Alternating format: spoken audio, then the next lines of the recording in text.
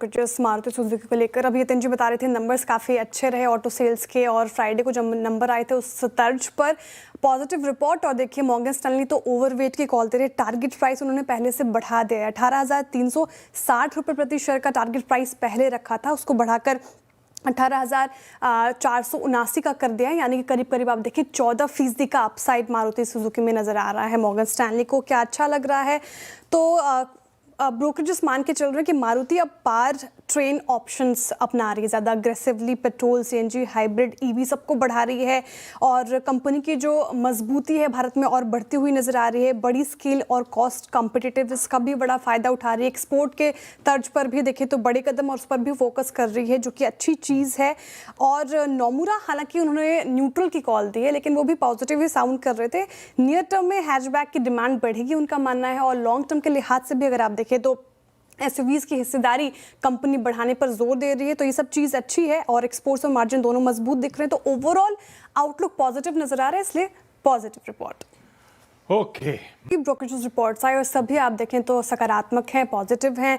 HSBC खरीदारी की राय, CLSA ने तो आउट परफॉर्म की कॉल दी है आपके स्क्रीन पर इस वक्त। सिटी बाई करने को कह रहे हैं, और नोमुरा भी खरीदारी की सलाह दे रहे हैं। टारगेट प्राइस भी सभी ने अच्छा खासा बढ़ाया है, और जैसा कि यतिन जी भी मेंशन करे थे नंबर्स अच्छे आए हैं। बैंक की लोन ग्रोथ और एसेट क्वालिटी के मोर्चे पर बात करें तो दोनों में मजबूती देखी गई है, जो कि अच्छी चीज़ है। क्रेडिट कॉस्ट कम हुए हैं, मार्जिन स्टेबल है, जो कि पॉजिटिव बना रहा है।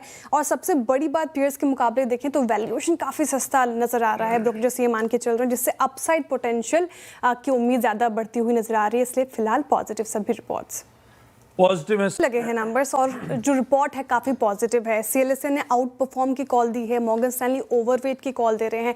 टारगेट प्राइस आपके स्क्रीन पर इस वक्त आएंगे 840 तक के टारगेट प्राइस, यानी कि 11% का अपसाइड ब्रोकरेजेस श्रीराम फाइनेंस में नजर आया। नंबर्स काफ़ी शानदार, कंपनी की लोन बुक, साथ ही आप बात करें ग्रोथ तो दोनों में मजबूती देखने को मिली, खासकर गोल्ड लोन अगर आप देखें, और साथ ही इसके अलावा व्हीकल सेगमेंट भी कंपनी ने अच्छा किया है। एसेट क्वालिटी बेहतर हुई है, ये भी एक अच्छी चीज़ है। बुरे लोन घटे हैं और क्रेडिट कॉस्ट कंट्रोल में है। लीडरशिप अभी स्टेबल है। अंदरूनी ही अगर आप देखें तो वहीं प्रमोशन ज़्यादा होती हुई नज़र आ रही है, जो मैनेजमेंट के प्रति और भरोसा जताता दिखा है।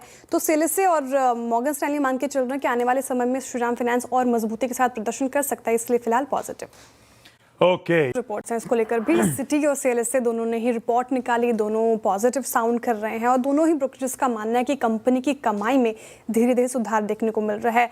एल्यूमिनियम, पार, जिंक बिजनेस अगले कुछ सालों में कंपनी को और मजबूती देंगे, जो कि एक अच्छी चीज़ है। कर्ज पर दबाव घटा है, डीमर्जर की प्रक्रिया फाइनेंशियल 26 तक पूरी हो जाएगी, और जेपी एसोसिएट्स के साथ जो डील है उसको अगर मंजूरी मिलती है तो ये कंपनी के लिए एक और बड़ा कदम होगा।